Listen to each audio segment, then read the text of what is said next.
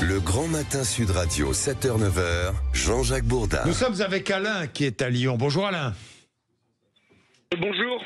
Bonjour, vous avez entendu mon invité de 7h10 peut-être tout à l'heure, ce président de communauté de communes dans le Finistère qui est obligé de racheter, la communauté de communes rachète des maisons de particuliers parce que ces maisons maintenant sont menacées par l'érosion du littoral. Vous êtes très sensible aux questions écologiques et vous dites interdire le chalutage de fond est une bonne chose. Oui, bien sûr, parce que ça dégrade les fonds marins de manière invraisemblable.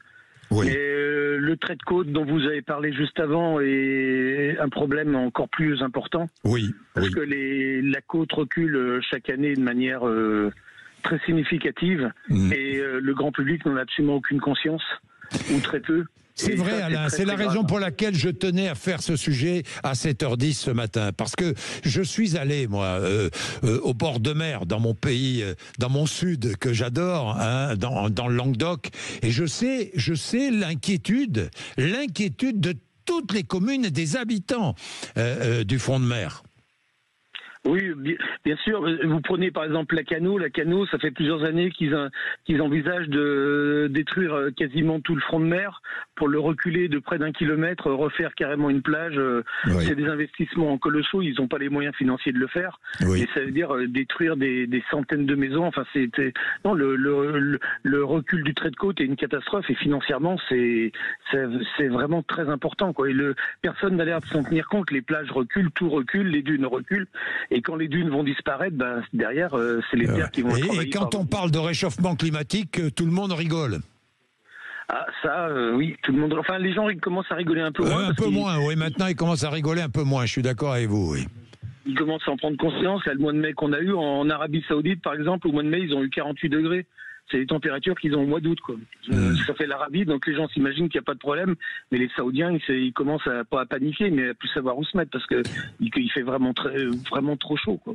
Et je vous prends le pari que dans les jours et les semaines qui viennent, on va parler de la sécheresse en France, notamment sur le nord de la France, qui sévit, centre et nord de la France, pas le sud parce qu'il a plu, mais le centre et le nord de la France. Vous allez voir. Vous allez voir, ça fera la une de l'actualité. Je prends tous les paris. Complètement, la sécheresse, elle a commencé. On a eu des inondations invraisemblables, l'eau n'a pas été récupérée, n'est jamais récupérée, et maintenant la sécheresse sévit sur toute une partie du territoire, ça c'est complètement exact. Oui, ben évidemment, l'eau qui n'est pas récupérée, ça aussi. Alors ça, c'est le travers écologiste. Alors, il ne faut pas récupérer l'eau. Mais non, pardon. Excusez-moi. Oui. Excusez-moi, là je mets un bémol. Moi je suis écologiste et je suis pour la récupération de l'eau. Moi aussi je suis comme vous, Alain, mais évidemment. Ne mélangeons pas écologiste et l'écologie politique qui n'a strictement rien à voir, qui sont des décroissants, et ne pas récupérer l'eau alimente leur politique de décroissance, ça leur va très bien. Mais ne pas récupérer l'eau, c'est une hérésie, il faut récupérer l'eau de plus, ça ne se discute même pas. Alors maintenant, il y a la façon de le faire, il ne s'agit pas de faire tout et n'importe quoi, il faut étudier, il faut faire, on peut pas faire des bassines comme on les aurait fait il y a 50 ans. Ça, par contre, les gens ont parfaitement raison, mais il faut récupérer l'eau, la question ne se pose même pas, enfin c'est impossible de faire autrement. Alain, je partage totalement, c'est marrant, hein, ce matin, mais totalement votre point de vue. Mais alors, je dis qu'il faut être très sensible aux questions écologiques, mais il faut avoir des nuances et il faut être intelligent.